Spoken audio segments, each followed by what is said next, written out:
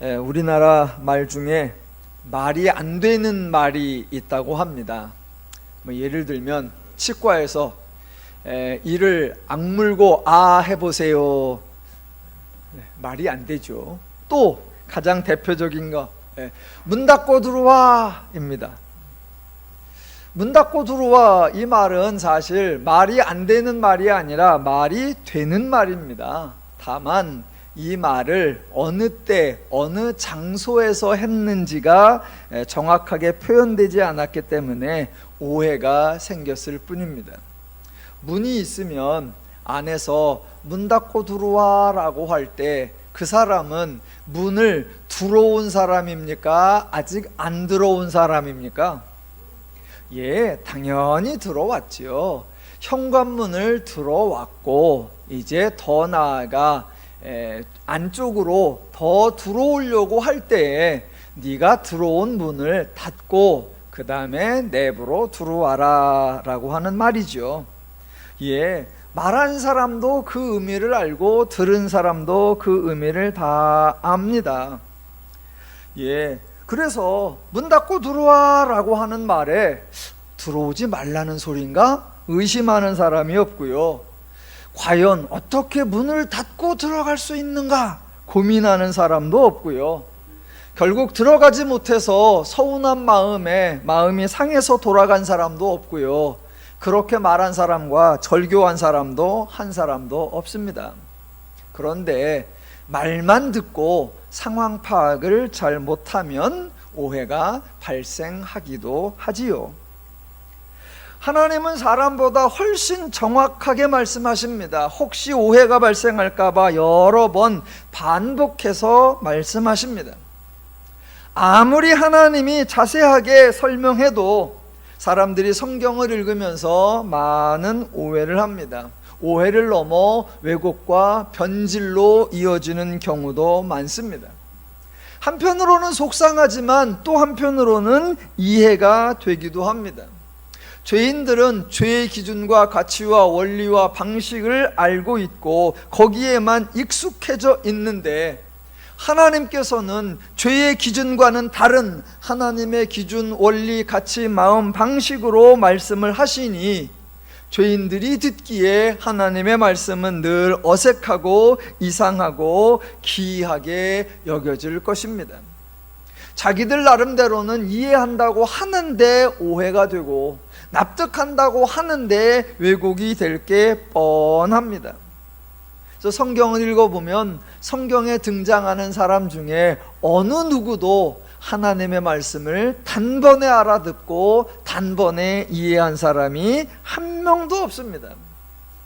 하나님은 아브라함에게도 여러 해에 걸쳐서 여러 번 말씀을 하면서 설명을 하셨고 모세에게도 여러 이적과 기적을 동원하시면서 여러 가지 표현으로 말씀하셔서 이해를 시키려고 애쓰셨던 모습을 봅니다. 저와 여러분은 구원받은 성도요, 하나님의 성령을 가진 사람입니다. 그렇다고 해서 성경을 읽으면 읽는 족족 이해가 되느냐? 그렇지 않습니다. 저와 여러분의 성경을 자주 많이 반복해서 읽어야 합니다. 성경을 읽어야 우리에게 성경적 표현 양식이 익숙해지고 성경적 사고방식이 생기고 성경적 가치와 개념을 알아가게 되고 그 결과 성경의 의미를 이해하면서 기뻐하고 감사하게 될 것입니다.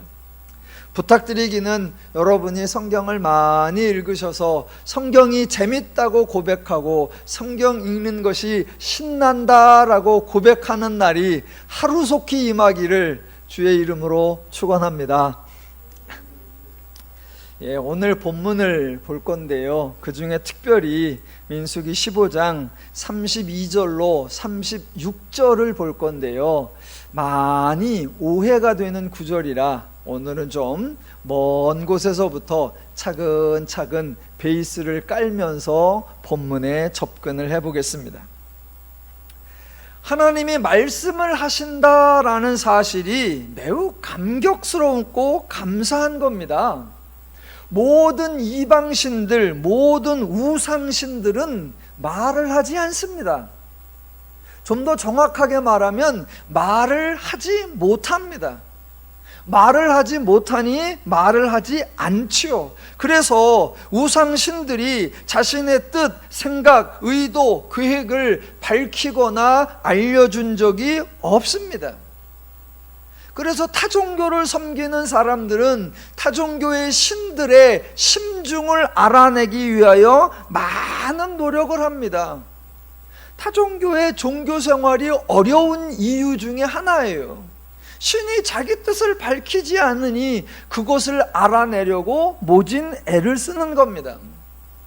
그러나 기독교의 하나님은 말씀을 하십니다. 하나님이 먼저, 하나님이 스스로, 하나님이 친절하게 하나님의 뜻, 생각, 의도, 계획을 자세하게, 정확하게, 반복적으로 말씀해 주시니 정말 고맙고 감사한 겁니다.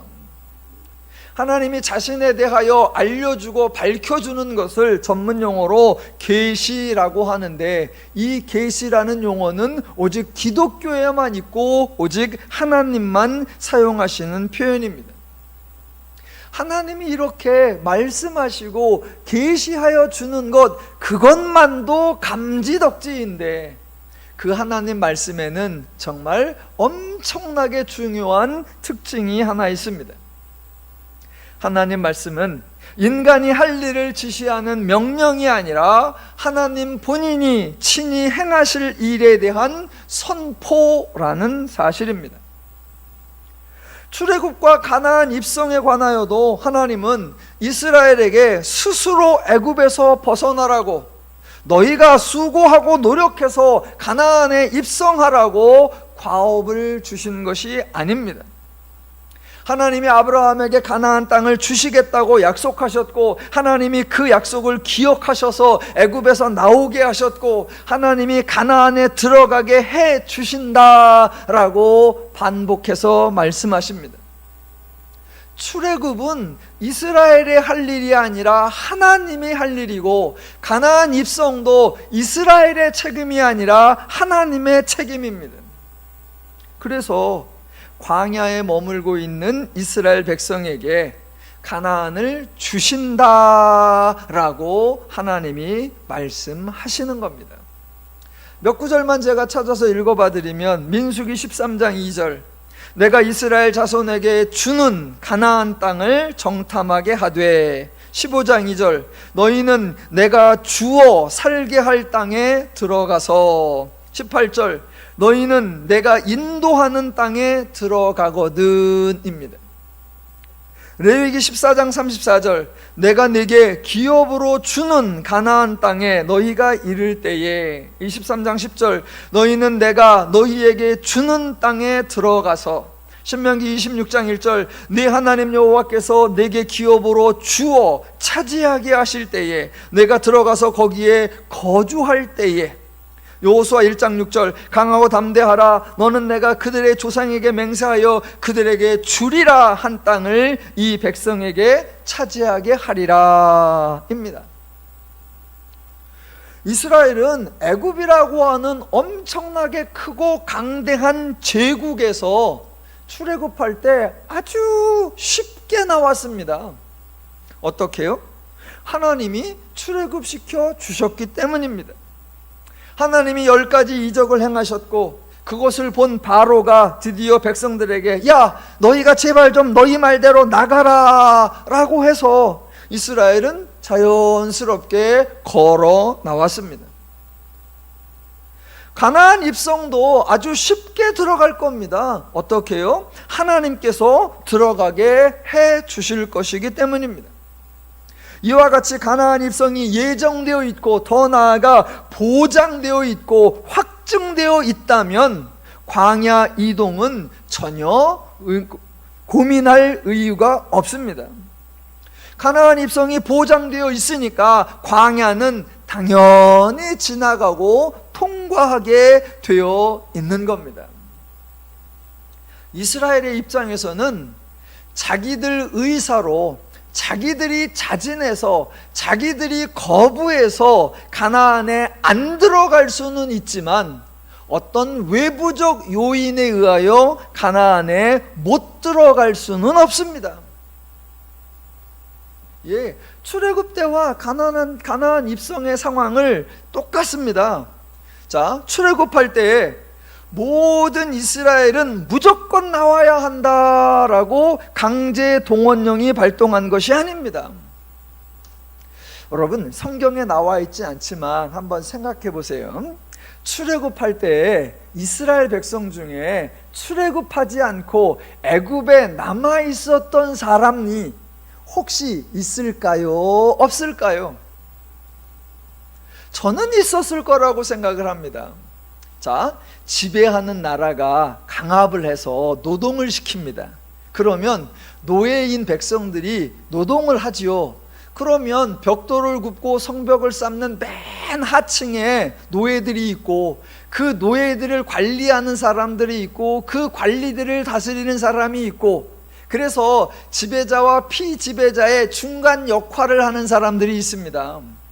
그 사람들은 지배하는 사람들에게 무엇을 받아먹고 피지배 사람들에게 무엇을 뺏어가는 친애굽파 사람들이 있죠. 그런 사람들은 강대국에 빌붙어서 뭔가 떡고물을 많이 얻어먹는 사람들입니다. 그런데 그러한 유익을, 그러한 뇌물을, 그러한 이득을 다 버리고 애굽에서 나갈 때 다 같이 쫓아나왔을까요? 저는 몇몇 사람들은 애굽으로 인하여 부당한 이득을 취하던 사람들은 나오지 않을 수도 있다라고 생각합니다. 하나님은 예외 없다. 무조건 이스라엘 사람은 반드시 나와야 하고, 또 이스라엘 아닌 사람은 한 놈도 나와서는 안 된다, 그렇게 말씀하신 적이 없어요. 출애굽할 수 있게 해줄게, 너희들이 나와라 라고 하시는 겁니다.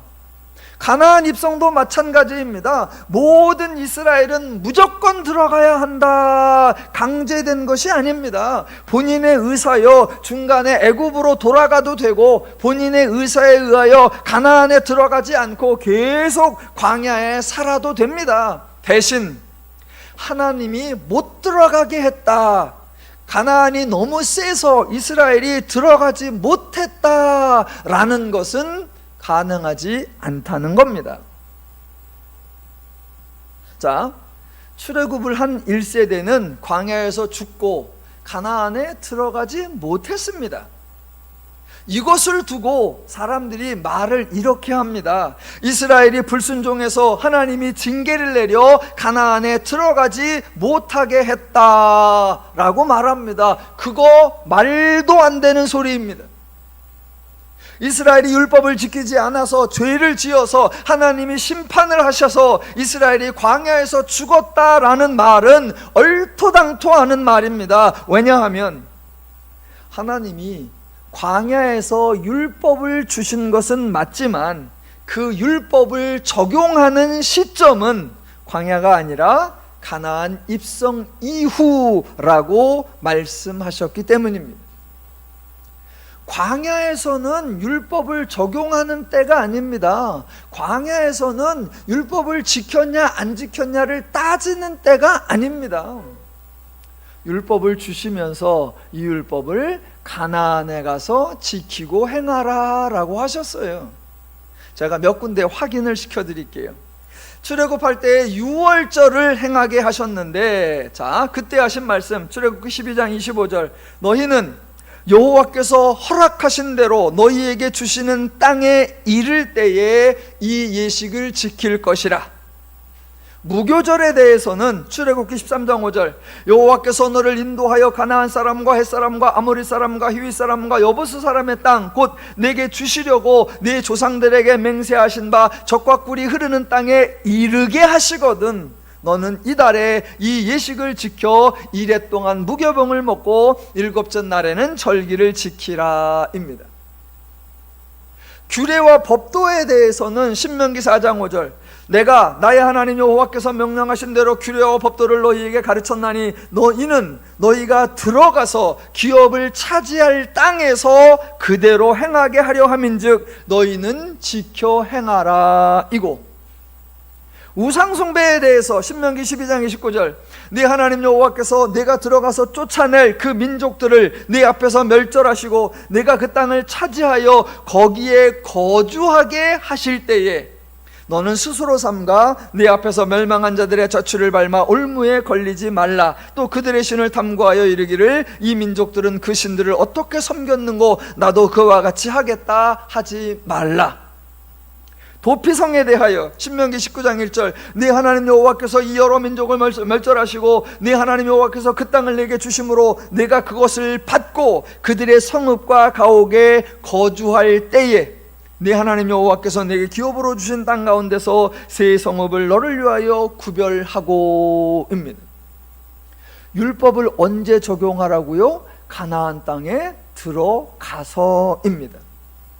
그러니까 차라리 문 닫고 들어와 라는 말이 안 된다고 주장할 수 있을지 몰라도 이스라엘이 율법을 지키지 않아서 광야에서 죽고 가나안에 들어가지 못했다라는 말은 전혀 말이 되지 않는 말입니다. 그런데 이 말이 안 되는 말과 관련된 이야기가 오늘 본문 민수기 15장에 32절 이하에 나온다라는 겁니다.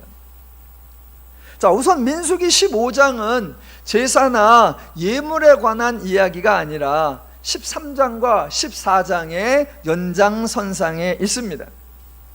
이스라엘이 차라리 광야에서 죽는 것이 좋겠다, 우리의 처자들은 사로잡힐 거다라고 불만을 표현하니까 그것에 대한 응답으로 하나님이 15장을 말씀하셨습니다. 그렇게 광야에서 죽는 게 소원이라면 그래, 너희는 광야에서 죽어라. 대신 너희가 생각하기에 도무지 대책 없고 무기력해 보인다고 걱정하는 그 처자들은 하나님이 책임지고 가나안에 들여보내 주시겠다라고 말씀하신 거였습니다. 가나안에 들어갈지 못 들어가게 될지 고민하는 그 사람들에게 너희가 가나안에 이르거든 이라고 말씀하셔서 애당초 고민이 관계없도록 고민을 뛰어넘는 표현 방식으로 하나님이 설명해 주신 겁니다. 그래서 가나안에 들어가서 행할 제사와 예물에 관한 이야기가 1절부터 16절에 언급되었고, 가나안에 들어가서 범죄했을 때에 행할 일들에 대하여 22절부터 31절까지 나온 겁니다. 그런데 정말 이상하게도 너무나 난처하게도 율법을 적용하는 것 같은, 어디에서요? 광야에서 율법을 적용하는 것 같은 사건이 바로 32절로 36절에 나옵니다. 32절 읽어보면 이스라엘 자손이 광야에 거류할 때에 안식일에 어떤 사람이 나무하는 것을 발견한지라입니다. 아주 의도적으로 이 사건이 광야에서 발생했다, 이스라엘이 광야에 거류할 때에 발생했다라고 명백하게 밝혀주고 있습니다. 안식일을 어겼다고 그래서 그 사람을 죽이라고, 그것도 돌로 쳐서 죽이라는 판결이 나고 그대로 실행이 됩니다.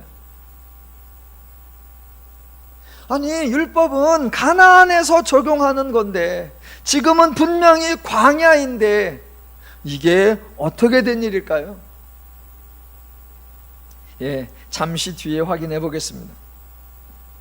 자, 하나님 말씀에 의하면, 성경을 자세히 읽어보면 이스라엘이, 더 나아가 모든 사람이 하나님 앞에 나오는 경우가 크게 두 가지 경우가 있습니다. 하나는 너무 기쁘고 좋아서 하나님께 감사하기 위하여 나오는 것이고, 또 하나는 죄를 범해서 하나님께 죄사함을 받기 위해서 나오는 경우입니다. 그래서 말이 안 되는 말, 더 나아가 기독교에서 절대로 해서는 안 되는 말, 그런데 이상하게도 기독교에서 자주 사용하는 말, 그 중에 하나가 사람이 범죄하면 부정하여져서 하나님이 떠나신다라는 말입니다. 다른 말로 사람이 부정하여 범죄하면 하나님 앞에 나아갈 수 없다라는 말입니다. 여러분, 이런 말은 단순히 말이 안 되는 정도가 아니라 기독교의 내용 자체를 부정하는 표현이고 하나님의 속성을 심각하게 왜곡하는 아주 잘못된 표현입니다. 사람이 죄를 지었으면 하나님을 피하여 숨을 것이 아니라 당장 하나님께 나와야 하는 겁니다.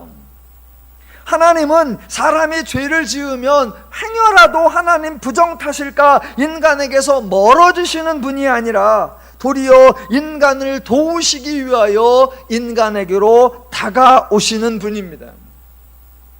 죄를 지으면 지을수록 하나님께 나와야 하고 부정하면 부정하여 줄수록 하나님께 가까이 해야 한다라는 겁니다. 그런데 우리는 말이 안 되는 말을 합니다. 사람이 범죄하면 부정하여져서 하나님이 떠나신다. 사람이 부정하여지면 하나님 앞에 나아갈 수 없다. 아니요, 정반대입니다. 제사가 강조되는데 제사의 핵심이 뭐냐? 이 죄인이 하나님께 나와 예물을 드린다라는 거예요. 그 제사 누가 드린다고요? 죄인이요. 죄인이. 민수기 앞에 있는 책이 레위기인데 레위기의 핵심을 거룩이라고 합니다. 맞는 말이에요.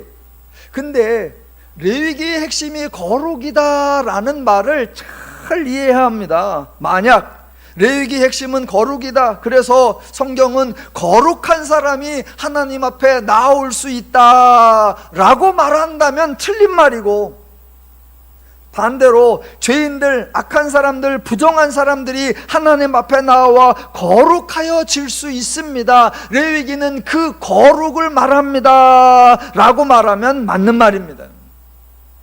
그러니까 기독교는 정결한 사람들, 선한 사람들, 의로운 사람들, 잘난 사람들이 서로 멋지고 폼나게 살아가는 이야기가 아니라 반대로 기독교는 부정한 사람들, 죄인들, 악한 사람들을 위해 하나님이 수고하고 헌신해서 그 사람들에게 새로운 삶을 살 수 있도록 하나님이 도와주시는 이야기, 그것이 성경의 이야기고 기독교의 이야기입니다. 그래서 거룩을 강조하는 레위기에 자주 등장하는 표현이 만약 범죄하여 죄를 지었으면입니다.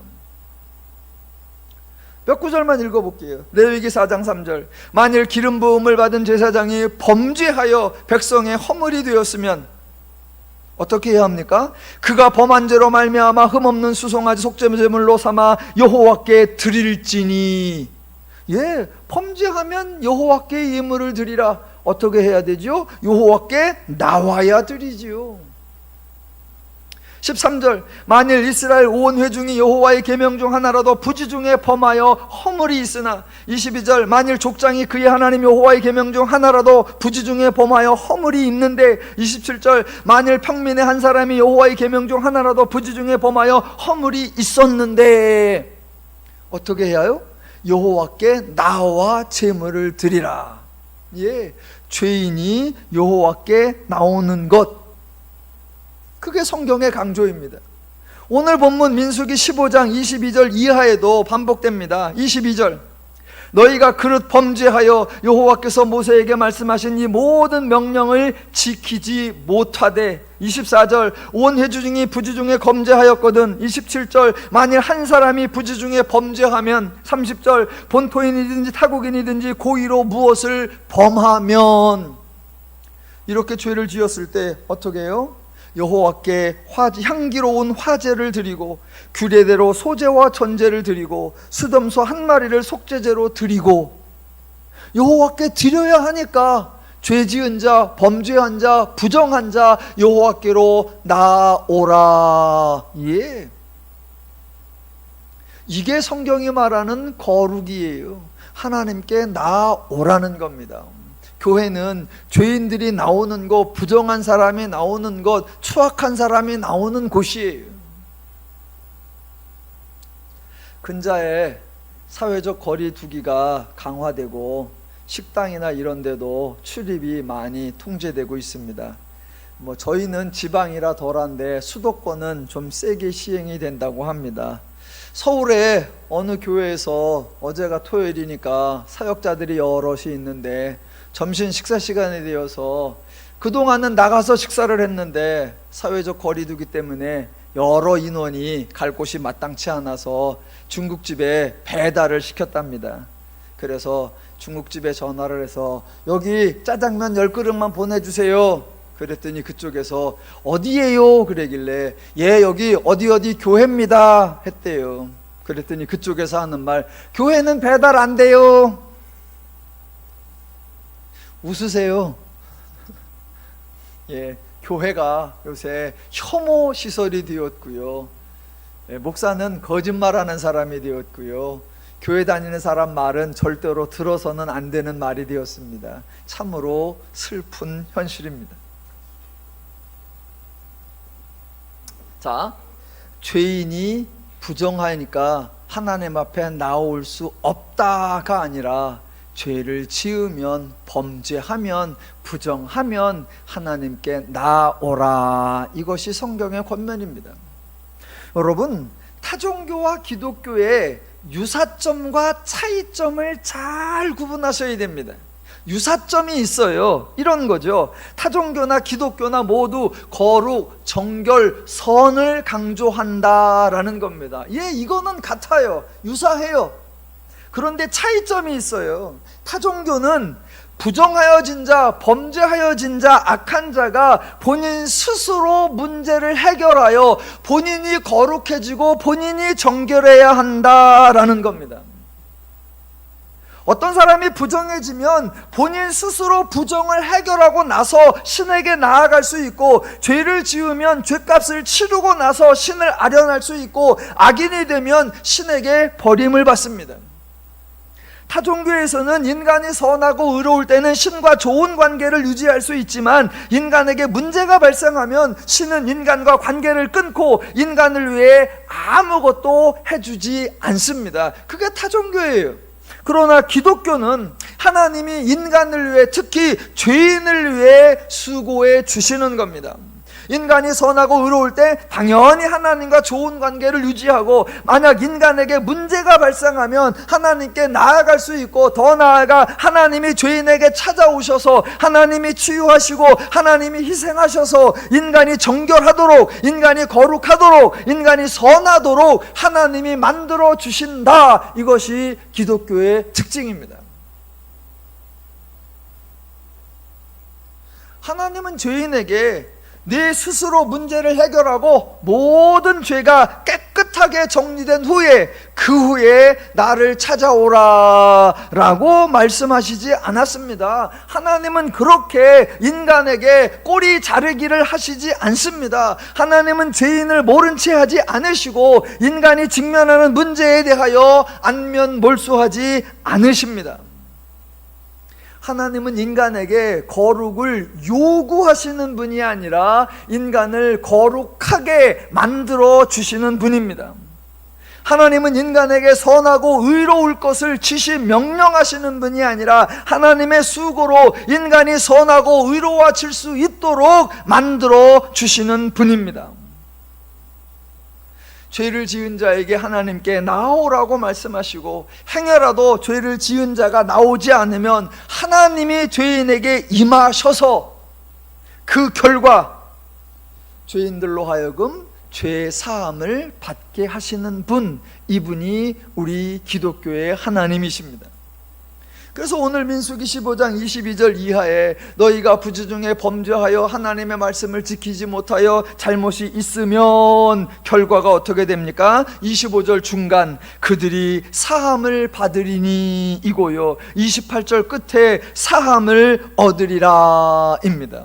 예, 기독교는 죄인이 심판받고 징계와 형벌을 당하는 종교가 아니라 죄인이 죄 사함을 받는 종교, 참으로 복된 종교입니다.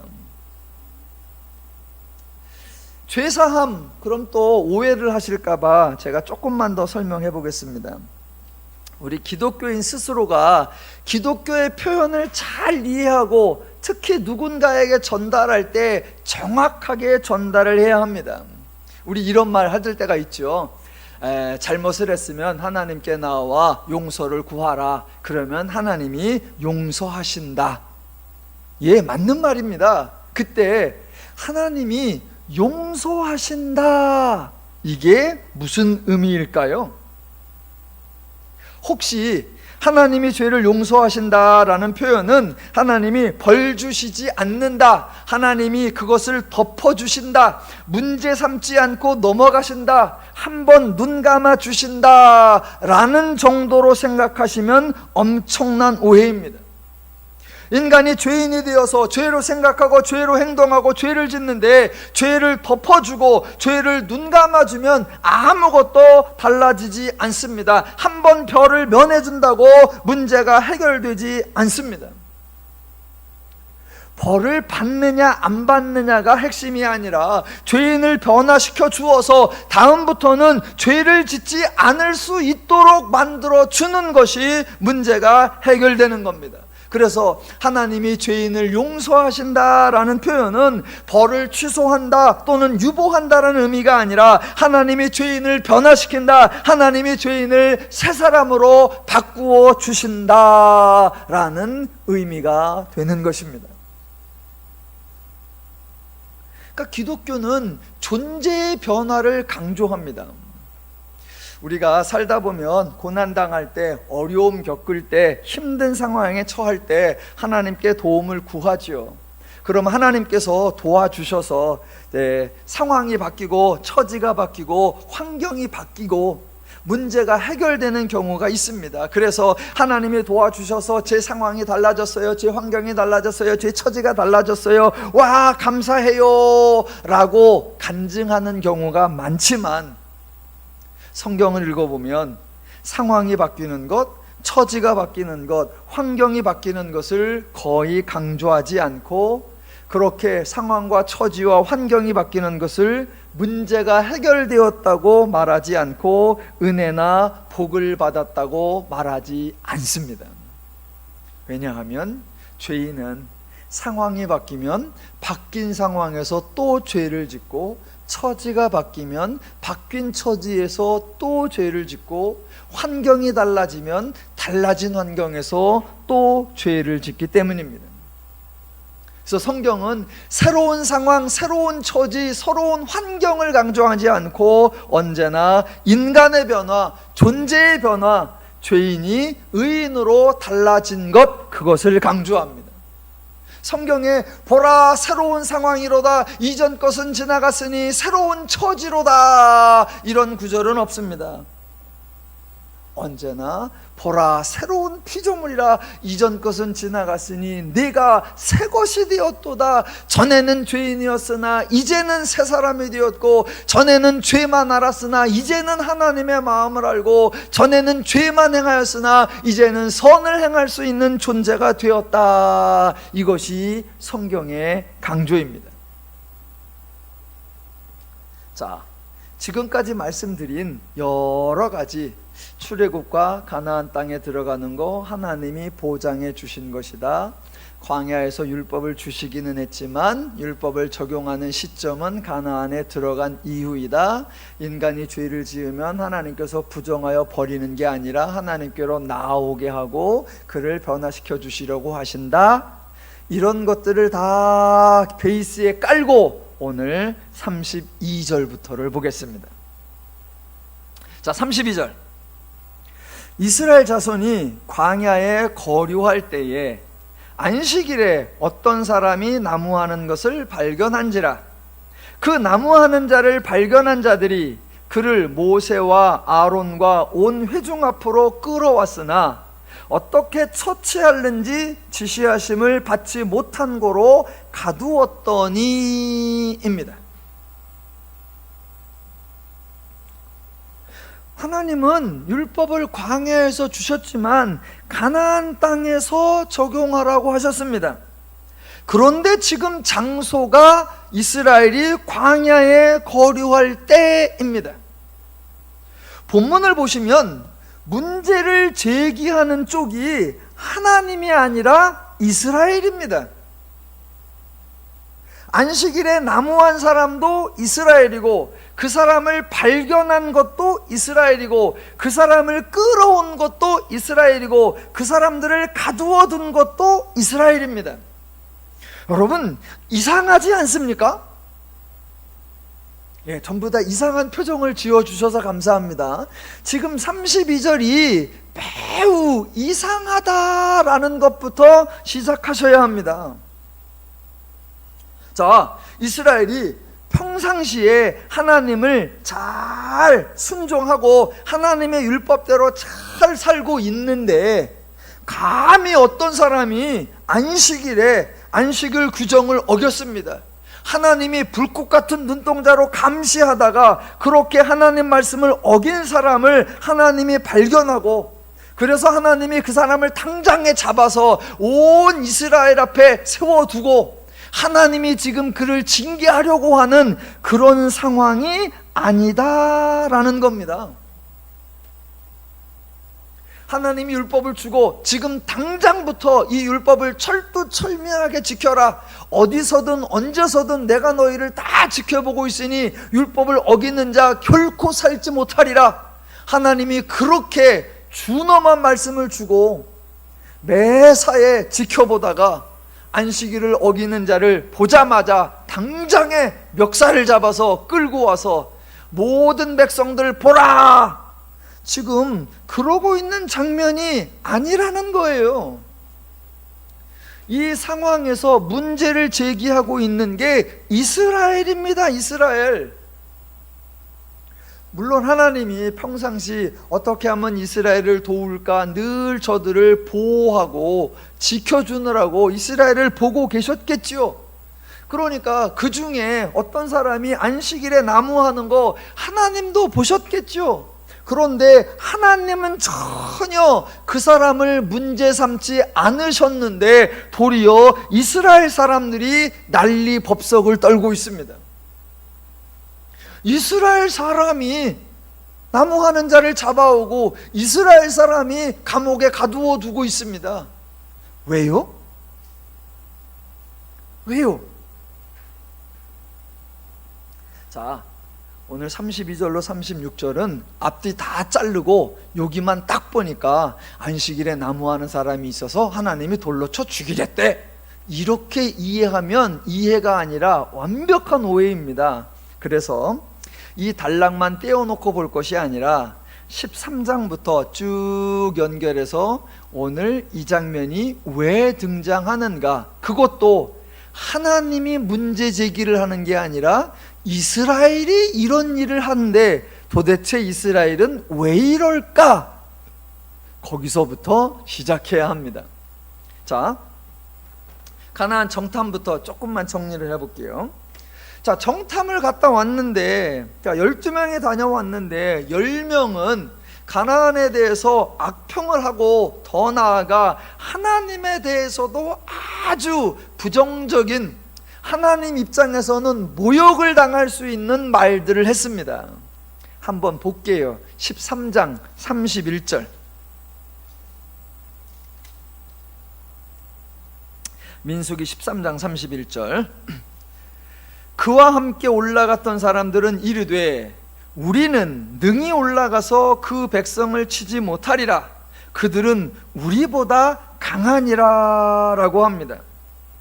지금 이 말은 10명이 하는 말인데 하나님은 싹 빼놓고 아이고 우리들 생각에 우리가 너무 약하고 우리가 너무 준비가 안 돼서 우리는 이길 수가 없어, 우리는 방법이 없어 라고 말하는 것이 아니에요. 하나님은 제외한 채 자기들 이야기만 하는 게 아닙니다. 왜냐하면요, 그동안 이스라엘은 하나님과 함께 왔었기 때문이에요. 애굽에 있을 때 처음엔 출애굽을 안 하려고 했는데 하나님이 10가지 이적을 보여주시면서 나갈 수 있게 하시니까 우와, 이런 신이면 따라가도 되겠다라고 해서 따라 나왔고, 광야를 지나갈 때도 하나님의 구름 기둥과 불 기둥이 이동하는 대로 따라서 여기까지 왔습니다. 그러니까 지금 이스라엘이 말하는 우리라는 표현에는 이스라엘과 동시에 자기들과 동행하고 있다는 하나님이 포함되어 있는 겁니다.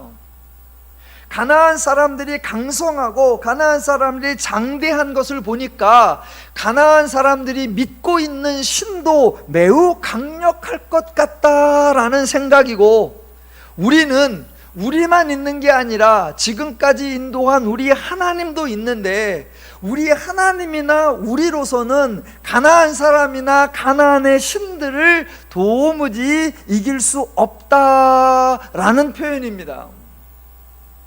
그러니까 하나님은 몰라, 그분은 얼마나 센지 모르는데 여하튼 우리는 못 이겨 라고 하는 게 아니라, 우리도 못 이기고 우리 신도 못 이기고 가나안 사람도 크고 가나안의 신들도 세다, 우리는 도무지 가나안에 들어갈 수 없다, 그러니 차라리 광야에서 죽는 게 낫다라고 말하는 겁니다. 자, 이렇게 10명이 정탐꾼이 이야기를 하니까 온 이스라엘이 동조를 해서 14장 1절에 나오는 대로 온 회중이 소리를 높여 부르짖으며 밤새도록 통곡하였고, 그래서 차라리 애굽에서 죽는 게 낫겠다라고 말하고 4절에서 차라리 애굽으로 돌아가자라고 말하는 겁니다. 그러니까 지금 13장 가나안 정탐 사건부터 하나님에 대한 불신앙, 하나님에 대한 거부, 하나님에 대한 모욕적 행사를 계속 해오고 있습니다. 그럴 때에 14장 6절 이하에 여호수아와 갈렙이 등장하죠. 그래서 그 땅은 심히 아름다운 땅이라 하나님이 인도하여 들이신다, 여호와를 거역하지 말자, 그들을 두려워하지 말자, 그들은 우리의 먹이라 라고 강력하게 주장을 합니다. 즉 온 이스라엘은 10명의 정탐꾼과 더불어서 똘똘 뭉쳐서 우리도 안 되고 우리 하나님도 안 된다라는 주장을 하고 있을 때에 그 주장과 다른 의견을 여호수아와 갈렙이 냈습니다. 그때 반응이 14장 10절, 온 회중이 그들을 돌로 치려 하는데입니다. 이거는 돌로 한번 칠까? 돌멩이를 들을까? 아니라 모두 돌을 들고 이미 던지려고 하고 있는 겁니다. 그래서 10장 그 뒤에 그때에 여호와의 영광이 회막에서 이스라엘 모든 자손에게 나타나시니라. 돌을 던질까 말까, 이참에 저것을 죽일까 살릴까 고민하는 게 아니라 왜 우리하고 다른 의견을 내느냐, 왜 우리를 나쁜 사람 만드냐라고 여호수아와 갈렙을 죽이려고 하는 겁니다. 그때 하나님이 여호수아를 건져낸 거예요. 이게 참 어이없는 게, 여호수아는요 전쟁을 해본 사람이에요. 출애굽했을 때 광야에 들어오니까 아말렉이 쳐들어왔죠. 출애굽기 17장에 그때 전쟁에 나가서 싸움을 승리하는 일에 혁혁한 공로를 세운 사람이 여호수아예요.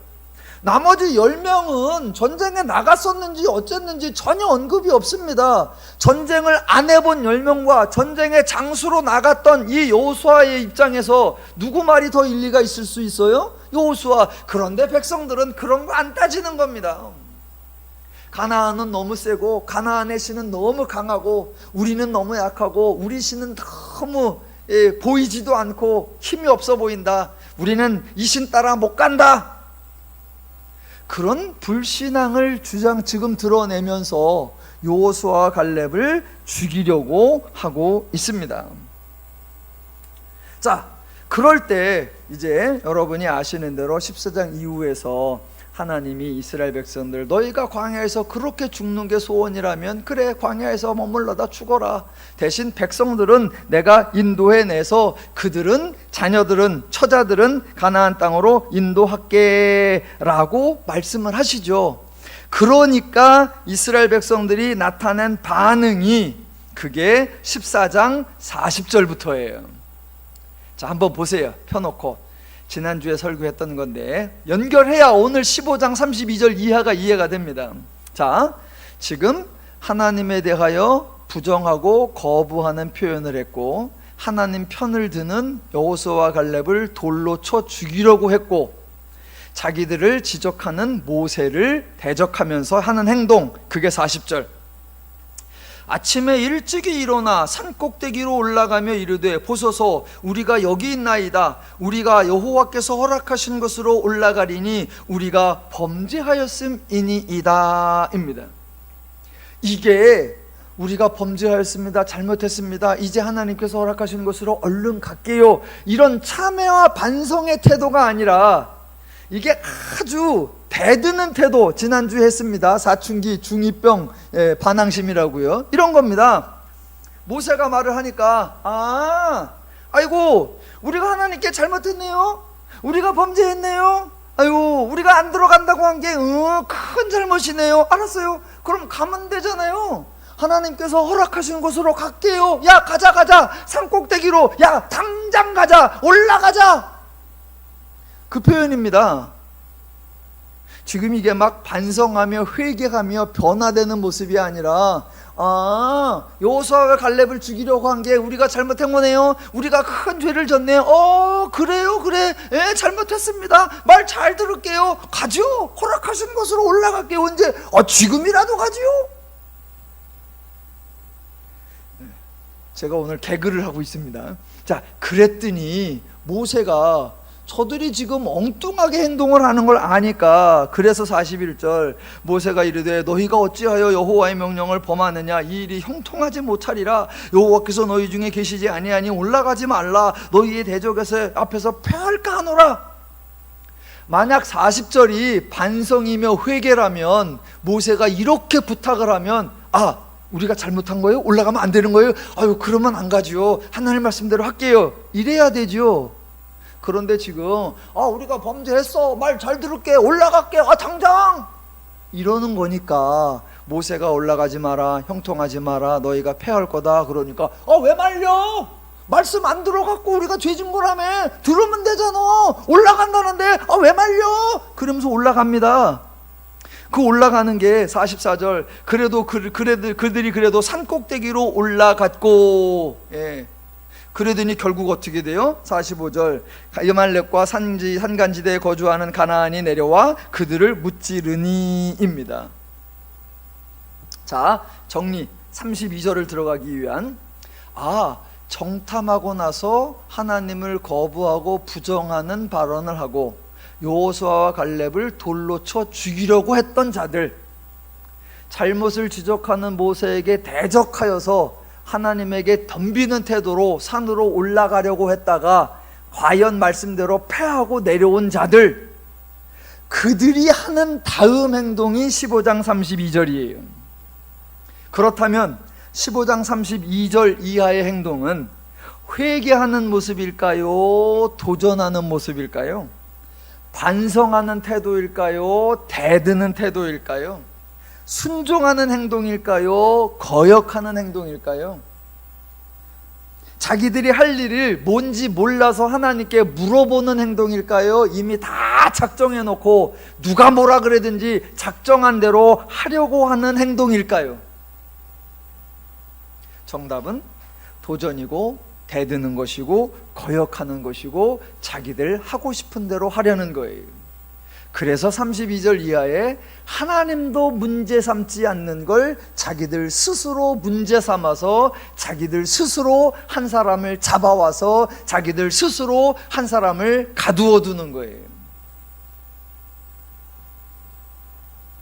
자, 지금 하나님이 왜 안식일에 나무를 하느냐라고 현장범을 잡아서 온 이스라엘 앞에 세운 것이 아니라, 하나님은 문제 삼지 않는데 계속해서 하나님을 거부하고 불순종하고 하나님을 도전하던 사람들이 지금 32절에서 하나님도 문제 삼지 않는 것을 자기들 스스로 문제 삼아서 이 사건을 벌이는 겁니다. 지금 이스라엘 사람들은 하나님에 대하여 매우 불평이 많습니다. 하나님에 대한 불만이 많습니다. 하나님 말과 다르게 행동했다가 계속 험한 꼴을 당했습니다. 더더욱 하나님이 싫어졌습니다. 하나님의 말대로 하고 싶은 마음은 전혀 없는데 하나님의 뜻대로 안 하니 모든 일들이 틀어지고 있습니다. 아주 심사가 꼬이고 뒤틀렸습니다. 전쟁에 나가서 대패를 하고 내려왔습니다. 지금 이 순간 이스라엘이 하고 싶은 건 누군가 한 사람 희생양을 잡아서 화풀이를 하고 분풀이를 하고 싶은 겁니다. 단지 자신들의 분풀이를 할 뿐만 아니라 이 모든 것이 하나님이 그런 거다, 우리는 잘하려고 하는 건데 하나님이 이를 어그러뜨리고 있고 하나님이 우리를 힘들게 하고 있는 거다라고 하나님에게 모든 것을 뒤집어 씌우려고 작정하고 있는 겁니다. 자, 죄인들이니까 이런 경우 많으시고 해보셨죠? 이런 심정 드시는 때 많죠? 네. 대답을 안 하시는 게 죄인의 교활함입니다. 여러분, 죄인들이 무식하지 않아요. 죄인들이 얼마나 간교하고 얼마나 사악하고 얼마나 교활한데요. 지금 하나님 때문에 자기들이 마치 당하는 것처럼, 하나님 때문에 자기들이 손해를 보는 것처럼, 하나님 때문에 자기들이 힘든 일을 겪는 것처럼, 그래서 화가 나는데 하나님에게 한바탕 분풀이를 해보고 싶은데 자기들 손에 피를 묻히고 싶지는 않아요. 누가 봐도 우리가 잘못했다라는 우리의 악행이 명백히 드러나도록 행동하지 않습니다. 분풀이를 해대는데 분명히 내가 잘못하는 건데 얼핏 보면 나는 아무 잘못이 없고 다 저 사람 때문이야 라고 지금 함정을 파서 하나님을 몰아놓고 마치 하나님이 한 것처럼 모든 것을 뒤집어 씌우려고 하는 겁니다. 그래서 하나님이 적용하지도 않는 율법 적용을 광야에서 적용하려고 하며 하나님이 잡아오지도 않은 것을 자기들이 잡아서 자기들이 처결하면 되는데 우리가 어찌할 줄 몰라서 하나님이 뭐라고 하시는지 듣고 하나님 말씀하시는 대로 할게요 라고 하는 겁니다. 지금 이 사람들이 하나님께 데리고 나온 건 하나님께 문의하려는 것이 아니고요, 하나님과 대화나 협상하려는 것이 아니고요, 이미 자기들은 어떻게 할지 다 정해놨습니다. 하나님의 말씀 듣고 하나님이 저렇게 하라 그러면 우리의 마음과 태도를 바꾸어 하나님 말씀대로 할게요 라고 바꿀 것이 아닙니다. 어차피 자기 멋대로 자기들 의도대로 다 할 겁니다. 대신 하나님을 물고 들어가는 것이고 하나님을 걸고 넘어지는 것이고 모든 것을 하나님에게 뒤집어 씌우려고 하는 거예요. 그래서 하나님이 문제 삼지 않은 것, 안식일에 나무하는 것을 자기들이 먼저 잡아와서 마치 궁금해하고 하나님의 뜻대로 따르겠다는 양, 어떻게 처치할 줄 몰라 지시하심을 받지 못한 고로 가두어 두었다라고 합니다. 이미 여호수아 갈렙에서 자기들 의사와 다르고 자기들 뜻과 다르고 자기들 마음과 다른 사람 돌로 쳐 죽이려고 작정했었던 거 드러났던 것처럼 이번에도 돌로 쳐 죽이려고 다 작정을 하고 있습니다. 그런데 애매한 사람 잡아다가 돌로 쳐 죽이면 이스라엘이 불의하다, 이스라엘이 악하다라고 할 게 뻔하니까 하나님이 하신 말씀, 하나님이 주셨던 율법을 근거로 이거 하나님의 법을 어긴 거잖아요, 이거 하나님의 말씀대로 다른 거잖아요, 우리는 하나님 뜻대로 하려고 하는 거고요, 우리는 하나님 말씀대로 하려는 거고요, 우리는 하나님 법대로 하려는 거예요 라고 쇼를 하는 겁니다. 여러분, 죄인들의 이런 표현이나 죄인들의 이런 행동에 속으시면 안 됩니다. 속으시면 안 돼요. 우리는 앞뒤를 다 잘라냅니다. 그래놓고 불쑥 32절부터 36절을 읽고 그들이 광야에서 안식일에 나무를 하려고 했는데 잡아다가 물어보니까 하나님께서 돌로 쳐 죽이라고 하셨어. 그래서 당장에 그 자리에서 돌로 쳐 죽였어. 하나님 말씀을 어기면 그 자리에서 즉사요. 하나님을 두려워해야 돼. 이런 결론을 만들어냅니다. 모두가 속고 있는 거예요. 이 상황에서 이스라엘이 얼마나 교활한가, 죄인이 얼마나 사악한가, 인간이 얼마나 간교한가가 드러나야 되는데 어느 누구도 죄인과 이스라엘의 간교함과 교활함과 사악함은 말하지 않고 하나님은 잔인하다, 하나님은 살벌하다, 하나님은 준엄하다, 하나님은 타협의 여지가 없다라고 말합니다. 저도 얼마 전까지 속았어요. 제가 민수기 설교를 예전부터 하려고 하다가 민수기를 미뤘어요. 나중에 해야지. 왜 그랬냐면 이 본문을 어떻게 해석해야 되나. 제가 하나님은 인간을 징계하지 않는다, 하나님은 인간을 심판하지 않는다라고 말하는 사람인데, 여기 보면 하나님이 돌로 쳐 죽이려고 했거든요. 내가 가르치는 말의 모순인 것 같아. 이걸 도무지 못 풀겠어요. 그래서 나중에 하자. 그러다 이번 본문을 보고 이제 연구를 해가면서 접근 자체가 잘못되어 있구나. 하나님이 문제 삼은 게 아니라 이스라엘이 문제를 삼고 나오는 거였구나. 제가 설교 준비를 하면서 주석가들을 좀 이렇게 주석들을 살펴봤어요. 모든 주석들이 거의 다 속아요. 그래서 이스라엘의 교활함, 죄인들의 간교함은 하나도 말을 안 하고, 하나님은 준엄하다, 하나님을 두려워해야 된다, 하나님의 심판을 기억해야 한다. 아니요, 지금 하나님이 이스라엘을 정죄하고 심판해서 징계하려는 이야기가 아니라 13장부터 하나님을 대적하는 사람들, 하나님께 도전하는 사람들, 하나님을 거부하는 사람들이 하나님도 문제 삼지 않는 것을 문제 삼고 나와서 하나님도 행하지 않으려고 하는데, 자기들이 이미 다 정해놨어요. 돌로 쳐 죽이자. 하나님이 돌로 치라, 그래도 돌로 쳐 죽일 거고, 하나님이 돌로 치지 마라, 그래도 돌로 쳐 죽일 거고, 어차피 이 사람은 돌로 쳐 죽이기로 작정을 하고 끌고 나온 겁니다. 자, 이제 본문의 접근을 이렇게 했고요. 그러면 이스라엘의 이렇게 교활한 속내, 이렇게 사악한 의도를 다 아시는 하나님, 이 하나님은 이스라엘을 어떻게 대하셔야 할까요? 그동안의 불순종과 가나안 정탐의 이후의 불평과 패역함을 한 방에 역전시키려고 하는 이스라엘, 모든 것을 하나님에게 뒤집어 씌우려고 하는 이스라엘, 이때 하나님은 어떻게 하셔야 할까요? 만약 여러분이 이런 상황을 당하면 어떻게 하십니까? 밝히자. 자초지종을 밝히고 정확하게 따지고 명명백백이 시시비비를 가리자 라고 해서 누명을 쓰지 않으려고 하실 겁니다. 그런데 하나님은 이스라엘이 이렇게 치고 나올 때 당해 주십니다. 하나님은 인간의 속내, 죄인의 속내를 까발리려고 하지 않고 죄인의 행동을 징계하려고 하지도 않습니다. 어차피 죄인과 대화나 협상이 되지 않고 죄인에게 훈계나 권면을 해도 듣지 않을 것이 뻔하기 때문입니다.